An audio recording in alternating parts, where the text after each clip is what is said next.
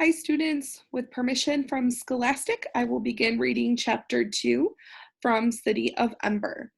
Chapter 2 is entitled A Message to the Mayor. So your reading strategy idea for this chapter is to pretend that you are Lena and create a journal entry writing down some words and thoughts to describe how you would be feeling if you were her throughout this chapter. Okay. Chapter 2, A Message to the Mayor. Lena often took different routes between school and home. Sometimes, just for variety, she'd go all the way around Spark Swallow Square or way up by the shoe repair shops on Livery Street. But today, she took the shortest route because she was eager to get home and tell her news. She ran fast and easily through the streets of Ember. Every corner, every alley, every building was familiar to her. She always knew where she was, though most streets looked more or less the same. All of them were lined with old two-story stone buildings, the wood of their window frames and doors long unpainted. On the street level were shops. Above the shops were the apartments where people lived. Every building, at the place where the wall met the roof, was equipped with a row of floodlights, big cone-shaped lamps that cast a strong yellow glare. Stone walls, lighted windows, lumpy, muffled shapes of people. Lena flew by them. Her slender legs felt immensely strong, like the wood of a bow that flexes in springs. She darted around obstacles, broken furniture left for the trash heaps or for scavengers, stoves and refrigerators that were past repair, peddlers sitting on the pavement with their wares spread around them. She leapt over cracks and potholes. When she came to Hafter Street, she slowed a little. This street was deep in shadow. 4 of its street lamps were out and had not been fixed. For a second, Lena thought of the rumor she'd heard about light bulbs, that some kinds were completely gone. She was used to shortages of things, everyone was, but not of light bulbs. If the bulbs for the street lamps ran out, the only light would be inside the buildings. What would happen then? How could people find their way through the streets in the dark? Somewhere inside her, a black worm of dread stirred. She thought about June's outburst in class. Could things really be as bad as he said? She didn't want to believe it. She pushed the thought away. As she turned onto Budlow Street, she sped up again. She passed a line of customers waiting to get into the vegetable market, their shopping bags draped over their arms. At the corner of Oliver Street, she dodged a group of washers trudging along with bags of laundry, and some movers carrying away a broken table. She passed a street sweeper, shoving dust around with his broom. I am so lucky, she thought, to have the job I want, because of Dune Harrow of all people. When they were younger, Lena and Dune had been friends. Together they had explored the back alleys and dimly lit edges of the city. But in their 4th year of school, they had begun to grow apart. It started one day during the hour of free time, when the children in their class were playing on the front steps of the school. I can go down 3 steps at a time, someone would boast. I can count. I can count down as I hop on 1 foot, someone else would say. The others would chime in. I can do a handstand against the pillar. I can leapfrog over the trash can. As soon as one child did something, all the rest would do it too, to prove that they could. Lena could do it all, even when the dares got wilder. She yelled out the loudest and wildest of all. I can climb the light pole. For a second, everyone just stared at her. But Lena dashed across the street, took off her shoes and socks, and wrapped herself around the cold metal of the pole. Pushing with her bare feet, she inched upward. She didn't get very far before she lost her grip and fell back down. The children laughed, and so did she. I didn't say I'd climb to the top, she explained. I just said I'd climb it. The others swarmed forward to try. Lizzie wouldn't take off her socks. Her feet were too cold, she said, so she kept sliding back. 40 Penn wasn't strong enough to get more than a foot off the ground. Next came June. He took his shoes and socks off and placed them neatly at the foot of the pole. Then he announced in his serious way, I'm going to the top. He clasped the pole and started upward, pushing with his feet, his knees sticking out to the sides. He pulled himself upward, pushed again. He was higher now than Lena had been. But suddenly his hand slid and he came plummeting down. He landed on his bottom with his legs poking up in the air. Lena laughed. She shouldn't have. He might have been hurt, but he looked so funny that she couldn't help it. He wasn't hurt. He could have jumped up, grinned, and walked away. But Dune didn't take things lightly. When he heard Lena and the others laughing, his face darkened. His temper rose in him like hot water. "Don't you dare laugh at me," he said to Lena. "I did better than you. It was a stupid idea anyway, a stupid, stupid idea to climb that pole." And as he was shouting, red in his face, their teacher, Miss Polster, came out onto the steps and saw him. She took him by the shirt collar to the school director's office, where he got a scolding he didn't think he deserved. After that day, Lena and June barely looked at each other when they passed in the hall. At first, it was because they were fuming about what had happened. June didn't like being laughed at. Lena didn't like being shouted at. After a while, the memory of the light pole incident faded. But by then, they had got out of the habit of friendship. By the time they were 12, they knew each other only as classmates. Lena was friends with Vindy Chance, Orly Gordon, and most of all, red-haired Lizzie Biscoe, who could run almost as fast as Lena and could talk 3 times faster. Now, as Lena sped toward home, she felt immensely grateful to Dune and hoped he'd come to no harm in the pipeworks.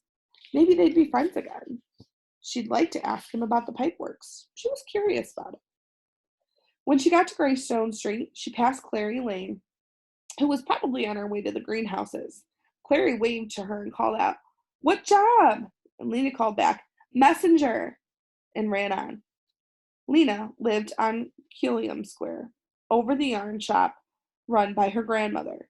When she got to the shop, she burst in the door and cried, "Granny, I'm the messenger!" Granny's shop had once been a tidy place, where each roll of yarn and spool of thread had its spot in the cubby holes that lined the wall. All the yarn and thread came from old clothes that had gotten too shabby to be worn. Granny unraveled sweaters and picked apart dresses and jackets and pants. She wound the yarn into balls and the thread onto spools, and people bought them to use in making new clothing. These days, the shop was a mess. Long loops and strands of yarn dangled out of the cubby holes. The browns and grays and purples were mixed in with the olive greens and dark blues.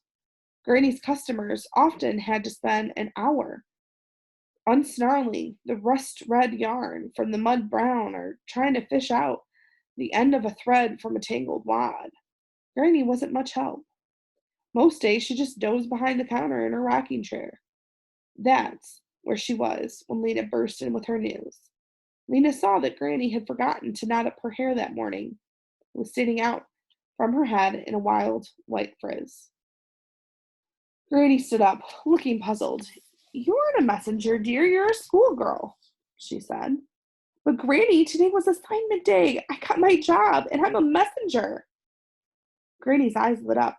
She slapped her hand down on the counter. "I remember," she cried. "Messenger, that's a grand job. You'll be good at it." Lena's little sister toddled out from behind the counter on unsteady legs. She had a round face and round brown eyes. At the top of her head was a sprig of brown hair tied up with a scrap of red yarn. She grabbed onto Lena's knees. "Lena, Lena," she said. Lena bent over and took the child's hands. "Poppy, your big sister got a good job. Are you happy, Poppy? Are you proud of me?" Poppy said something that sounded like, "Happy, happy, happy." Lena laughed, hoisted her up, and danced with her around the shop. Lena loved her little sister so much that it was like an ache in her ribs.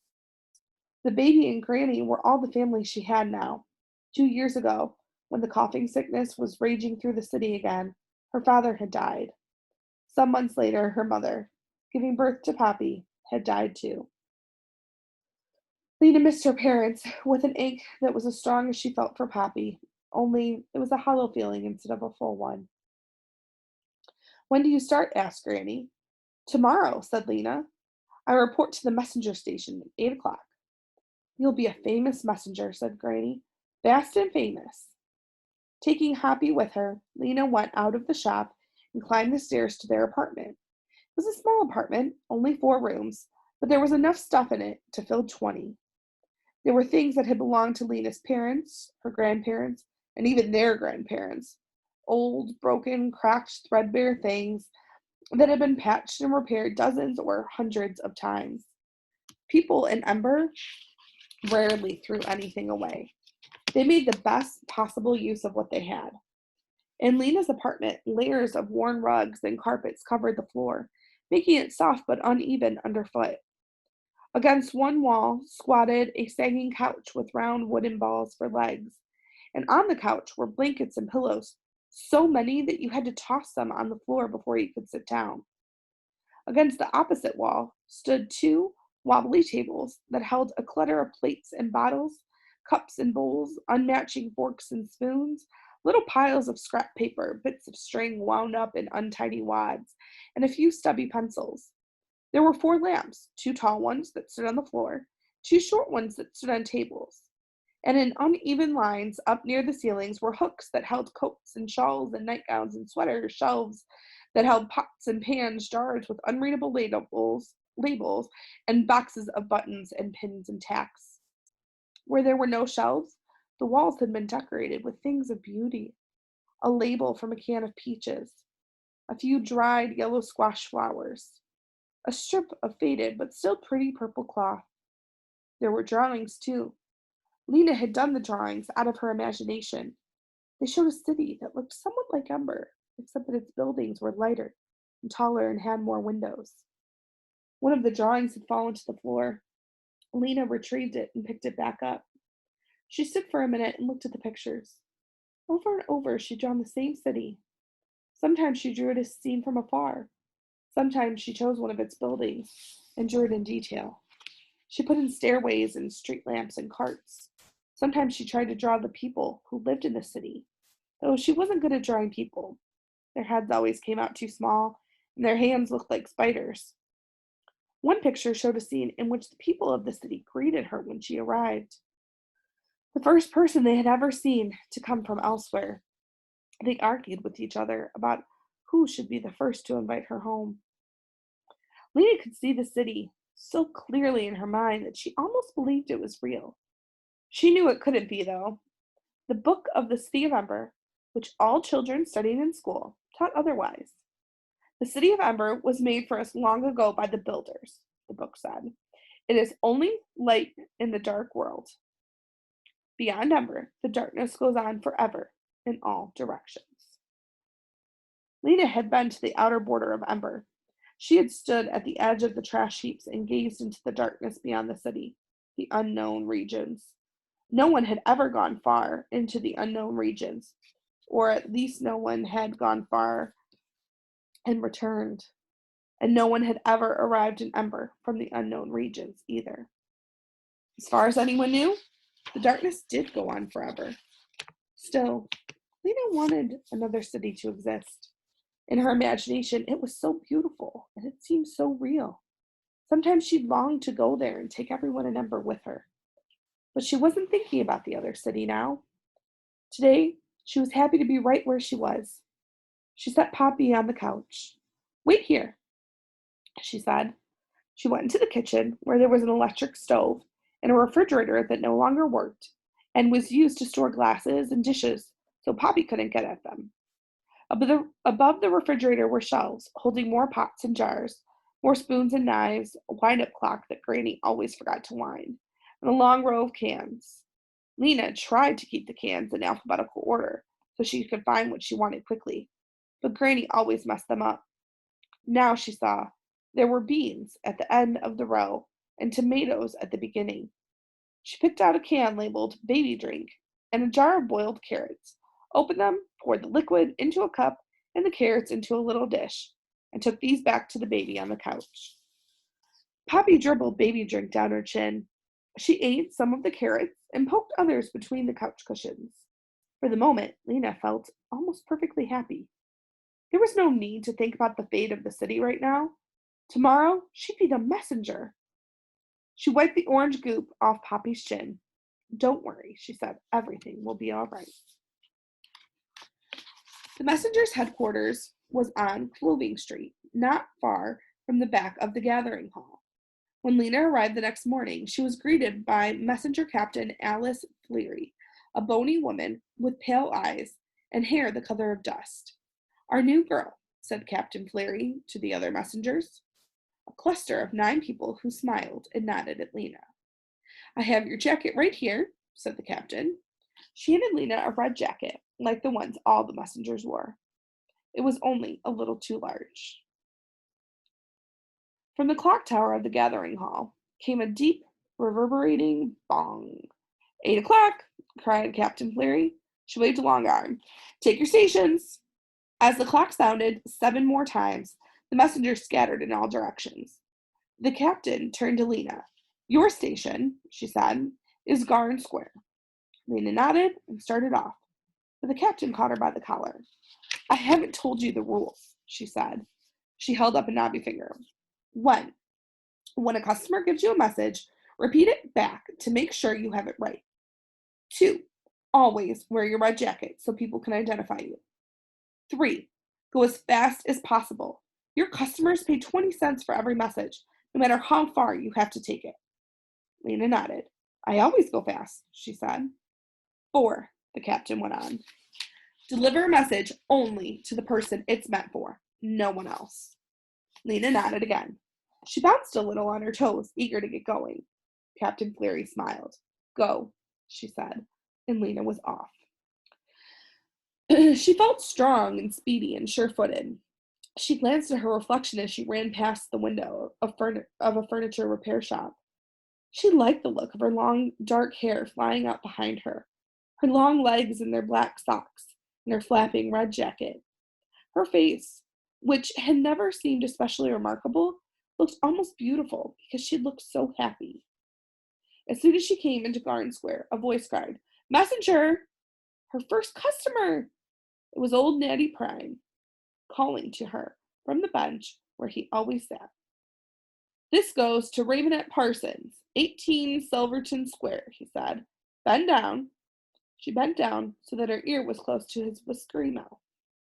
The old man said in a slow, hoarse voice, My stove is broke. Don't come for dinner. Repeat. Lena repeated the message. Good, said Natty Prime. Gave Lena 20 cents, and she ran across the city to Silverton Square. There, she found Ravenette Parsons, also sitting on a bench. She recited the message to him. Old turnip head, he growled. Lazy old flea face. He just doesn't feel like cooking. No reply. Lena ran back to Garden Square, passing a group of believers on the way. They were standing in a circle, holding hands, singing one of their cheerful songs. It seemed to Lena there were more believers than ever these days.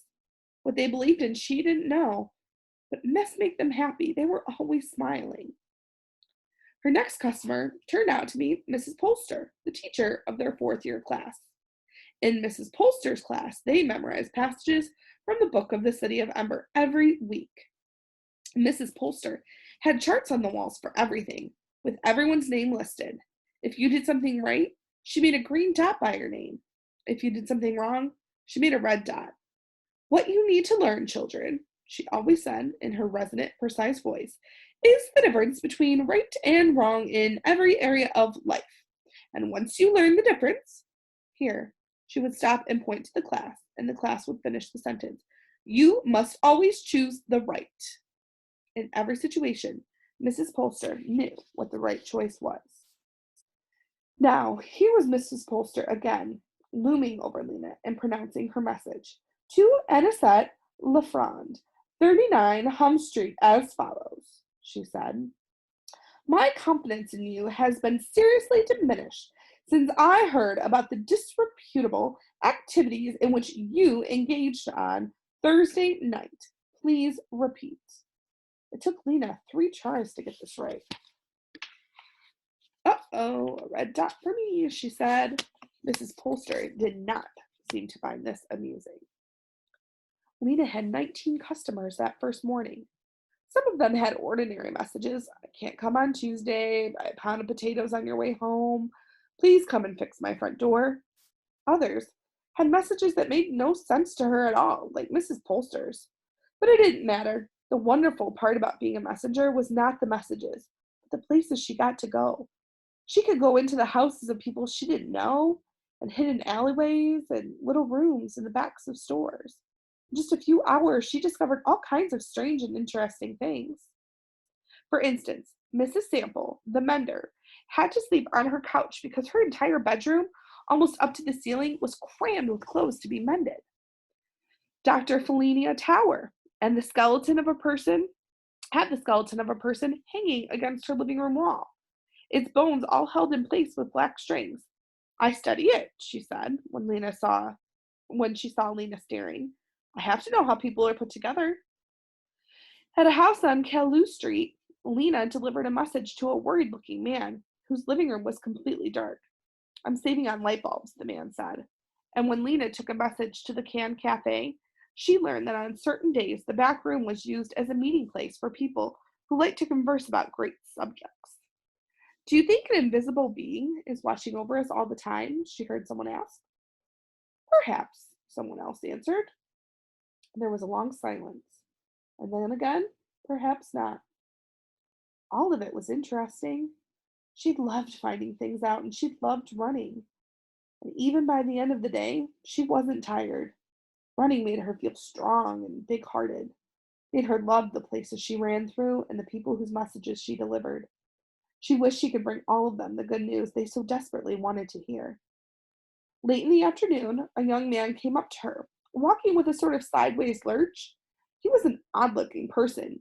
He had a very long neck, with a bump in the middle, and teeth so big they looked as if they were trying to escape from his mouth. His black, bushy hair stuck out from his head in untidy tufts. I have a message for the mayor at the gathering hall, he said. He paused to let the importance of this be understood. The mayor, he said. Did you get that? I got it, said Lena. All right, listen carefully. Tell him, delivery at 8 from Looper. Repeat it back. Delivery at 8 from Looper, Lena repeated. It was an easy message. All right, no answer required. He handed her 20 cents and sprinted away. The gathering hall occupied one entire side of Harkin Square, which was the city's central plaza. The square was paved with stone. It had a few benches bolted to the ground here and there, as well as a couple of kiosks for notices. Wide steps led up to the gathering hall, and back columns framed its big door. The mayor's office was in the gathering hall. So were the offices of the clerks who kept track of the buildings, and which ones had broken windows, what street lamps needed repair, and the number of people in the city. There was the office of the timekeeper, who was in charge of the town clock, and there were offices for the guards who enforced the laws of Ember, now and then putting pickpockets or people who got in fights into the prison room, a small, one-story structure with a sloping roof that jutted out from one side of the building. Lena ran up the steps and through the door into a broad hallway. On the left was a desk, and at the desk sat a guard. Barton Snowed, assistant guard, said a badge on his chest. He was a big man, with wide shoulders, brawny arms, and a thick neck. But his head looked as if it didn't belong to his body. It was small and round and topped with a fuzz of extremely short hair. His lower jaw jutted out and moved a little from side to side. He were chewing on something.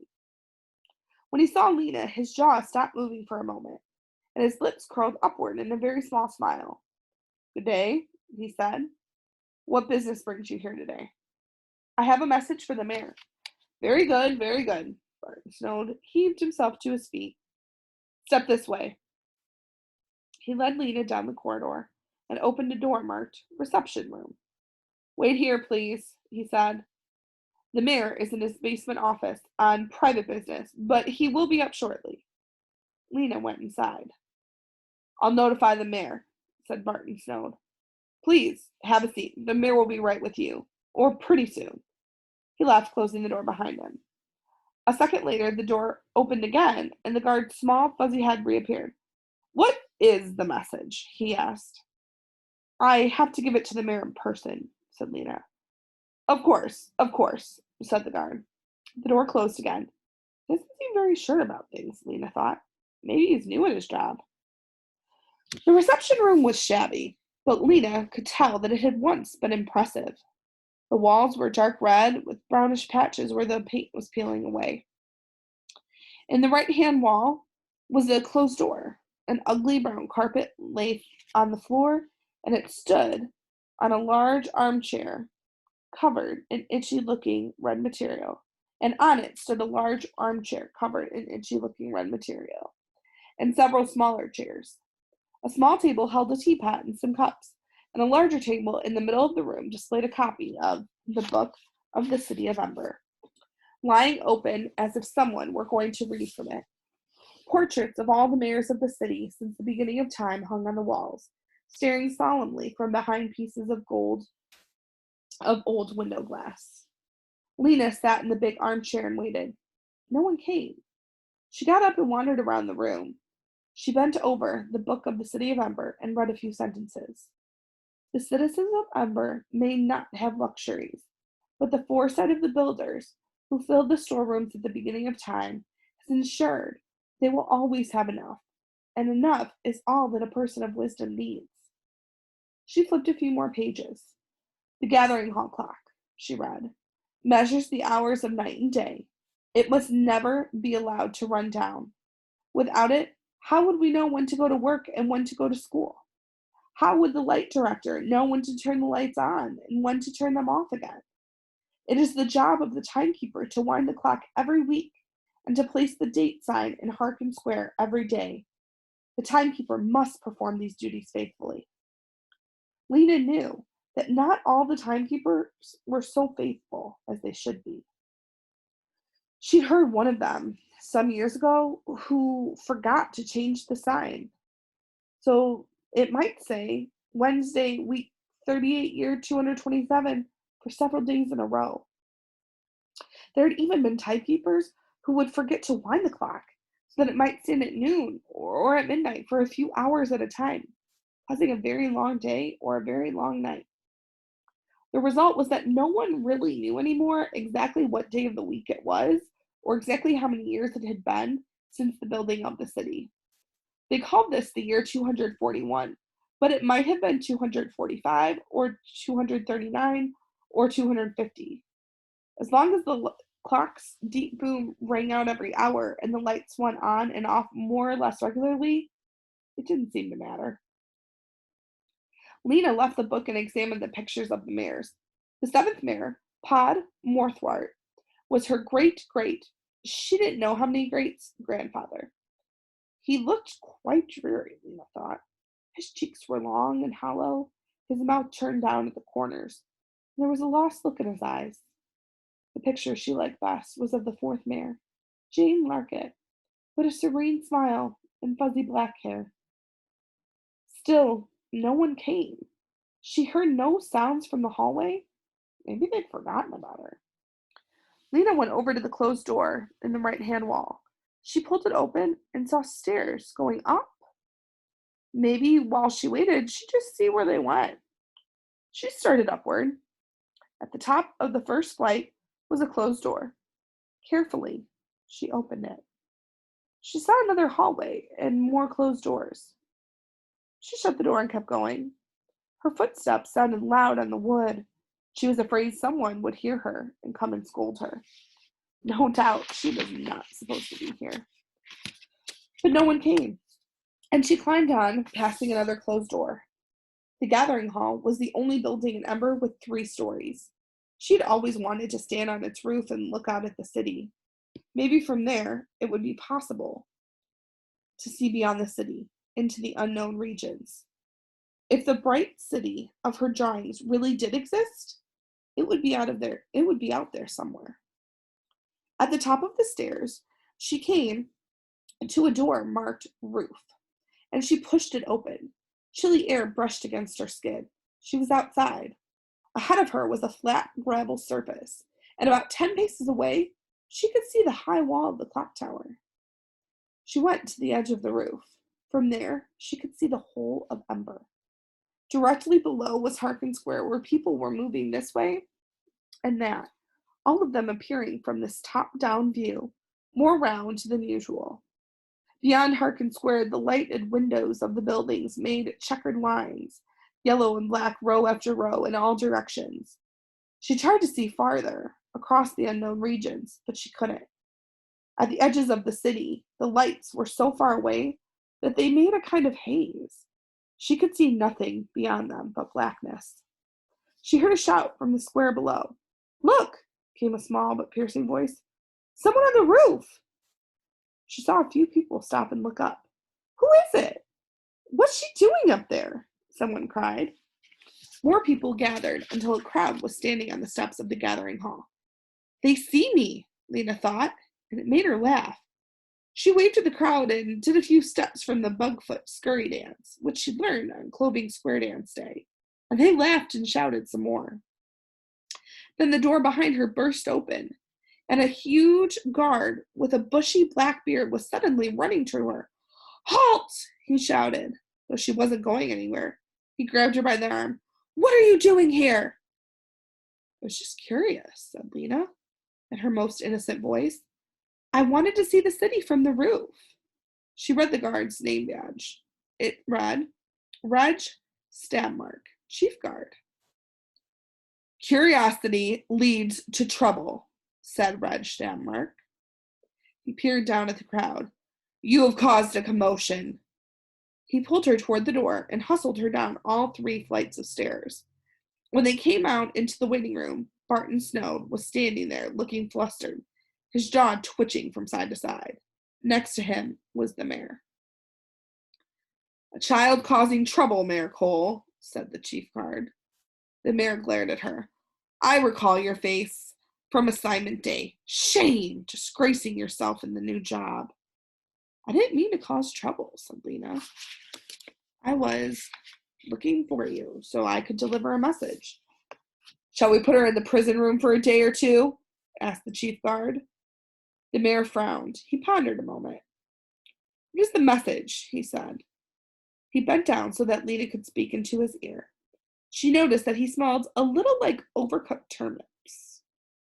"Delivery at 8, she whispered. "From Looper." The mayor smiled, a tight little smile. He turned to the guard. "Just a child's antics," he said. "We will let it go this time. From now on," he said to Lena, "behave yourself." "Yes, Mr. Mayor," said Lena. "And you," said the mayor, turning to the assistant guard and shaking a thick finger at him, "watch visitors much more carefully." Barton Snow blinked and nodded. Lena ran for the door. Outside, the small crowd was still standing by the steps. A few of them cheered as Lena came out. Others frowned at her and muttered words like mischief and silliness and show off. Lena felt embarrassed suddenly. She hadn't meant to show off. She hurried past, out into Otterwell Street, and started to run. She didn't see Dune, who was among those watching her. He had been on his way home from his first day in the pipeworks, when he had come across the cluster of people gazing up at the roof of the gathering hall and laughing. He was tired and chilly. The bottoms of his pant legs were wet, and mud clung to his shoes and smeared his hands. When he raised his eyes and saw the small figure next to the clock tower, he realized right away that it was Lena. He saw her raise her arm and wave and hop about, and for a second, he wondered what it would be like to be up there, looking out over the whole city, laughing and waving. But when Lena came down, he wanted to speak to her, but he knew he was filthy looking, and that she wouldn't ask him questions he didn't want to answer.